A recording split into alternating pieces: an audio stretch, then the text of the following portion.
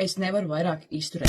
Vairākas reizes mazgājot apģērbu, apģērbs kļūst šāds te nobumbulojies, krāsa apģērbam izzūd, bet es esmu saņēmusi produktu no BioRestore, kas man nāks palīgā un atdzīvinās manas drēbes un padarīs tās kā jaunas.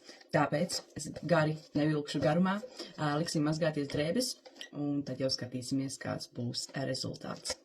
Ja, nākamajos video, ko jūs redzēsiet, jūs sapratīsiet, kāpēc man ir jau apnicis tas skats uz drēbēm, un es pieļauju domu, ka lielākajai daļai ir tieši tāpat. Nedaudz pavelkā drēbes, izmazgā vairākas reizes, un jums viņas arī izskatīsies tieši tāpat kā man. Un kas notiek ar šīm drēbēm? Viņas galvenokārt stāv skapī un vairāk netiek izmantots, vai nu arī lielākā daļa izmet viņas pilnībā laukā. Tāpēc skaties nākamos video, kā es atdzīvināšu savas drēbes ar šo te BioRestore drēbju līdzekli. Šādi izskatās manas bikses, pirms es viņas lieku mazgāties kopā ar BioRestore produktu.